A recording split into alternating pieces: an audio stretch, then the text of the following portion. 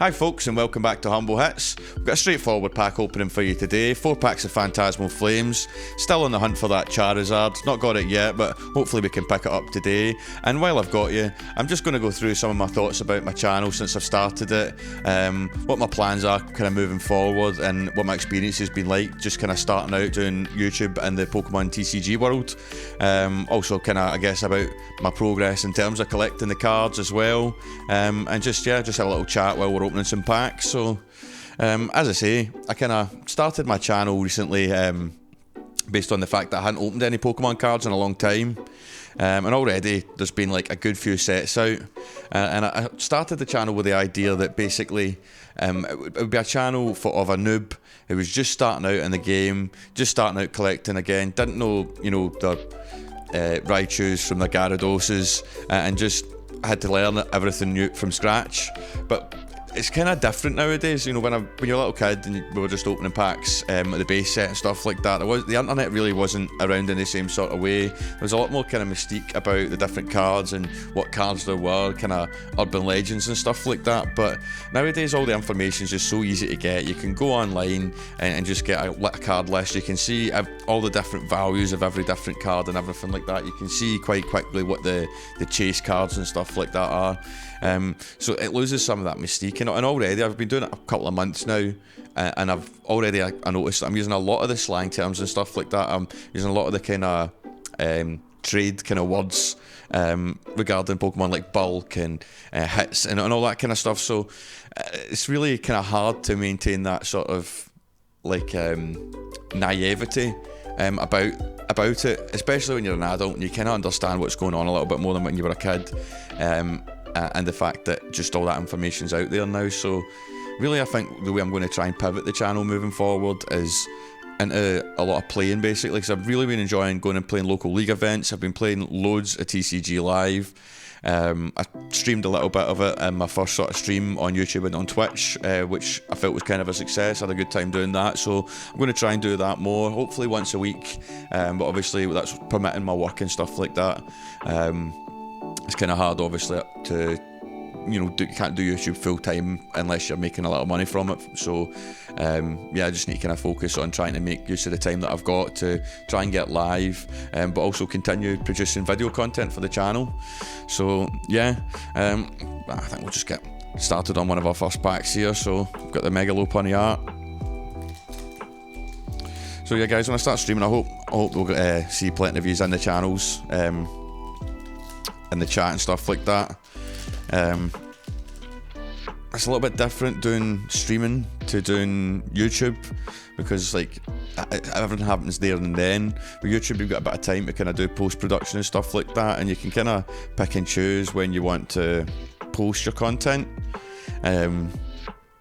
So then you can kind of target certain times that you're not going to be busy and stuff like that. But when you're streaming, it feels like you need to do a lot of hours to be able to make sure that you're capturing all the audience, to be honest with you.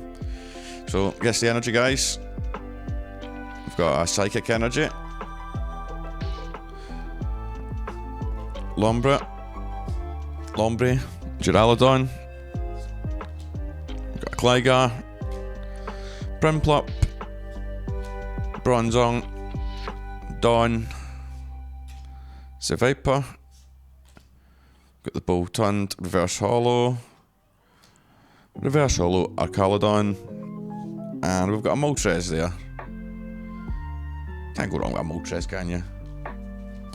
Not a hit, but I do like that card, to be honest, and it's usable for playing as well. Now we're talking about it, it's actually quite good. I use it in a Dragapult deck, quite good against Goldengo, because it's a metal type.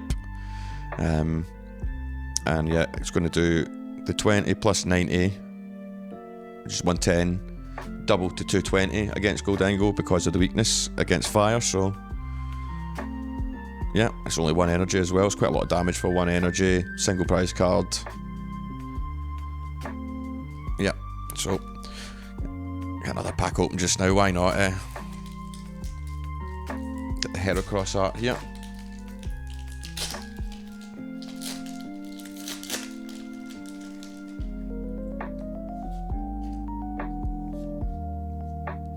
Guess the energy. See, even that, like, the kind of tropes and stuff that people do on TikTok or whatever. Yes, the energy. You pick up on this stuff really quickly. It's a total different world in the day of social media where this information travels so fast. Got the Jigglypuff, Darumaka, Lotad, the Bolton.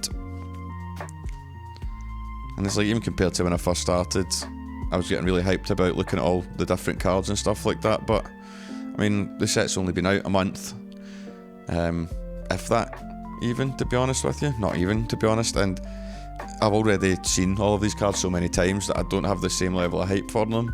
Some cards which have nice artwork and stuff like that, then yeah, but there's a Lockix Reverse Holo, Brambleghast Reverse Holo, and a Genesect Holo.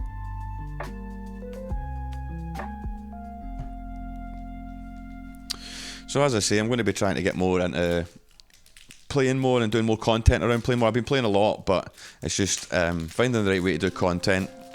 I've had to order kind of a few different mounts and stuff like that for lights and my phone and stuff, so that I can film locals and stuff. But I also want to do a bit of streaming and maybe even just some video content around playing live. I'm still playing a lot of Pocket as well, so there's stuff I can do there. The new ranked ladders come out for that, so that's another thing that I could be streaming, or perhaps just doing a video on kind of different decks and just kind of the ranked grind and stuff. So next we've got a Metal Energy. I forgot to ask you to guess it, but you can do that on your own now. Oddish, Smeargle, Gligar, Pawmi, I've got the Cresselia, the Dawn. It's handy to get more Dawns as well, using them in quite a lot of decks now too. Wigglytuff, Pawmo, Reverse Holo, the Dugong Reverse Holo, and Toxtricity to finish it off. Another usable card. Use that in kind of a few different decks at the moment. You can use that in Mega Absol. You can use it in Sharkpedo. Yeah, a few different options for that. And the Dawn's handy as well. Okay. So the main deck I've been playing at locals is a Gardevoir deck that I managed to put together. I'm trying to put together Dragapult, trying to put together Sharkpedo as well. Just so I've got a few different decks to play and different options. I don't want to be like a one-trick pony where I'm playing the same sort of deck every single time. And it just depends on what other people are playing as well. Like last time I was at League with Gardevoir, loads of people were playing dark decks, so you're coming against kind of bad matchups every single time, and you're having to kind of figure out a clever way to get out of that. So it's just nice to maybe be able to switch it up.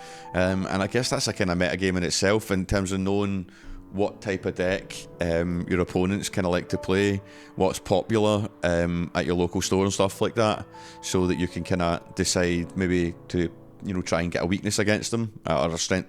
I guess it'd be a strength against them, but them to be weak to you in terms of the type. So yeah, I want to have a few decks, and Dragapult's good because of the dragon type. You don't have a weakness, so it means it can be consistent even though if you don't know what you're going to be playing against. So yeah, I like that about Dragapult, to be honest with you. So last pack here just now.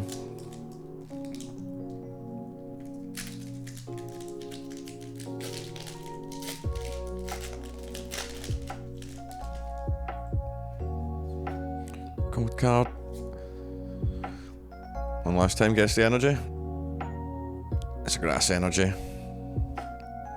And it's Zigzagoon, Charmeleon, Yamper, Nimble, Archelodon, Mamoswine, Meloetta, Krokorok Reverse Holo, Reverse Holo Ambipom. Have we got one hit out of these 4 packs?